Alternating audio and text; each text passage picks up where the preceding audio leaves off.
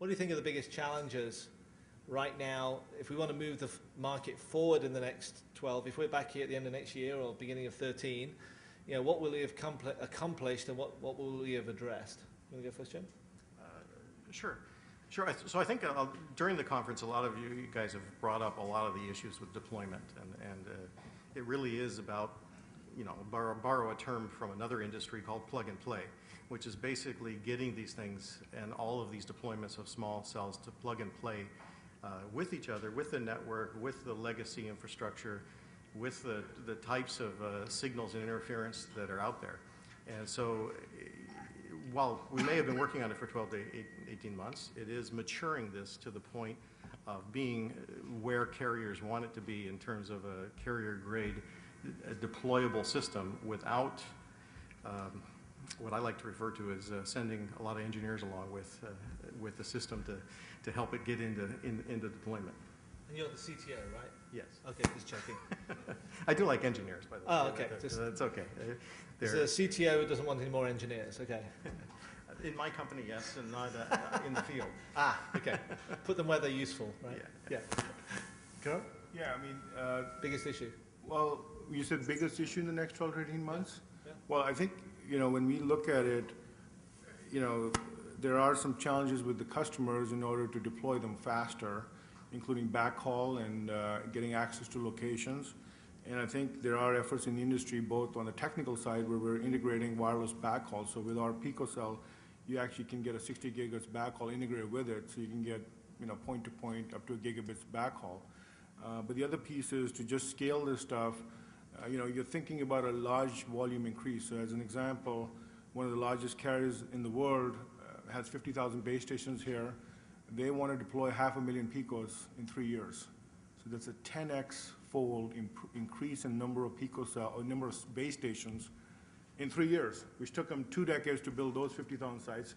Now in 3 years, they got to deploy 10x of that. That's a huge challenge. And we need to find solutions that make that easier for them to deploy faster. So I think the debate about will they do it or not, they will do it. The question, how fast can they do it, and how fast can we get it into the systems out there. So Khurram, you mentioned that there is going to be a 10x increase in terms of hardware, for instance, going from macro to picocells in the next 3-4 years. Are we at the right point in terms of cost of the hardware for the picos to be able to address the 10x increase in terms of capex for the operators, for instance? Yeah, it's a good question. I think the reality is we look at the total cost of ownership of deployment, and I think the cost structure for that is really the soft cost was the hardware cost. I mean, you can drive the hardware cost down, but really it's the cost of installation, commissioning, getting the network up and running. And we've done a lot of business model where we've seen that, with the right backhaul solution, you can get to be very cost effective in terms of deployment. So you can look at the cost per megabit delivered. So if you look at that metric versus a macro cell versus picocell, you can get a significant benefit in terms of the total number of data bits delivered per dollar served. So that analysis shows well. I think in terms of the hardware costs, we're trying to put a high performance engine inside a smaller power form factor. So really, from a performance engine and capacity, it's the same capacity as a macro cell. What we've changed is the power amplifiers and the radios and the mechanics to form fit into a shoebox. So to me, if we've delivered that, we've got a significant value proposition beyond a macro cell.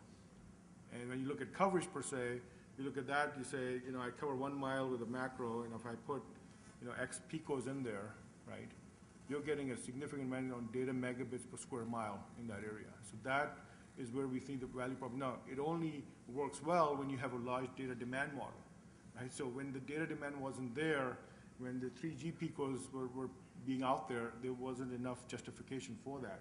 Now, with the demand increasing so highly, the model works better.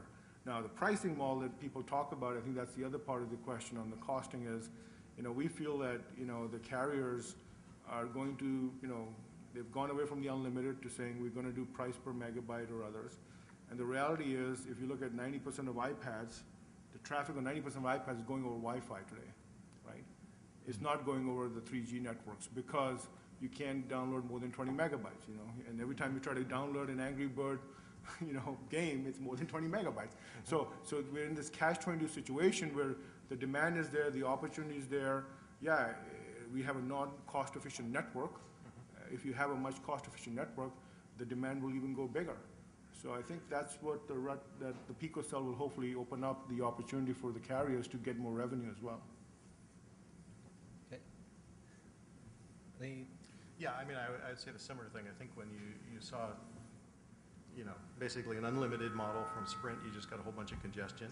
And most of the people are, today, the reason it's not a congested network is they're pricing down demand. So, I mean, your basic of supply is missing to basically drive the demand. It's not a question of whether people want to switch on the iPad's 3G system. It's whether or not they are able to do it at a price point that is viable to them.